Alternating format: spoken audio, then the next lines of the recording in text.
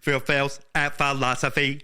Two things happen when we talk about this. Sometimes there's fear. Mm-hmm. I think some kind of fear. And then another thing is I can feel like I'm on a psychedelic drug sometimes when I get to this place of like, what does it all mean? What are we doing? Mm-hmm.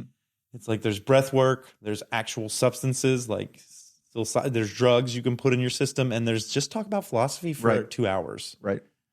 And find yourself in a psychedelic state. Yeah. Do you ever feel that way?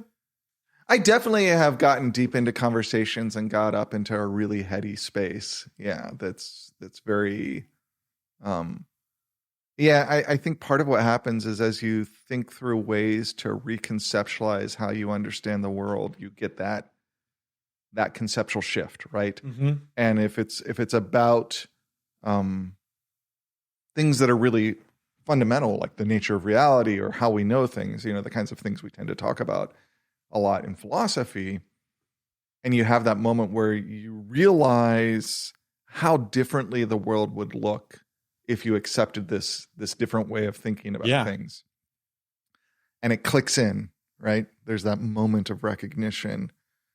That can be akin to the kind of displacement that happens with psychedelics. Well, you're reorganizing your brain. For a moment, I thought about your daughter taking all the stuff out of her room to paint it. Yeah. And then to take it back in, and it'll never be the same. It'll be reorganized, and there'll be some kind of dysphoria maybe, or some confusion around like, where do I put things? Where are things now? Absolutely. I mean, even, it's still kind of embedded as a habit, but in my 20s, I was always very self-conscious about rearranging my room every 6 to 9 months. Because I thought it was just a good exercise to kind of like make my brain have to reconfigure and not get into stagnation just in the way I exist. I like that. Yeah. I think it all comes, there's a number of things that come back to that, but I think that I trace that back to, maybe we talked about this before, maybe not on camera, that when I was a student, I would try to sit in a different seat in the classroom every time. No, we didn't talk about that. To change your perspective or orientation to the teacher or to other students? I had this like weird theory that I need to have different perspectives, right? Yeah.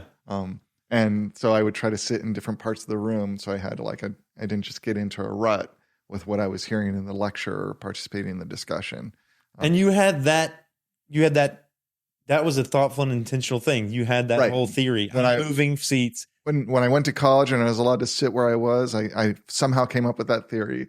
And I'm trying to trace it. It was something I read in Sun Tzu's Art of War, which I had read. Really?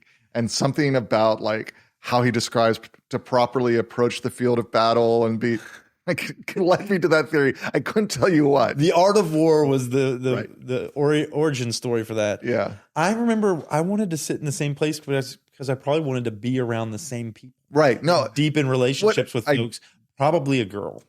Yeah. What I did not know was going to happen, but was my primary experience of doing that, is how much it disrupted other students. Really? Because I would be sitting in, even though it was open seat, they would have this, that's my seat. But they didn't have a claim on the seat. So they would be awkward and be like, wait, that's my seat. And so it was just interesting to see who would be willing, like, can you move? I really want to sit there. And who would just like look at me and kind of like get tense and then go sit somewhere else. And then other people who would walk in and just be like, I sat there all the time. Someone else sitting, like, there was nothing to them. But different people had different reactions. Heck yeah. Okay. So anyway, I don't know what that tells us about identity and the nature of reality, but I'm sure there's something to it. Yeah. That's for you guys to, you internet sleuths. Yeah. Put it in the comment thread. Put it in the comments. Yeah.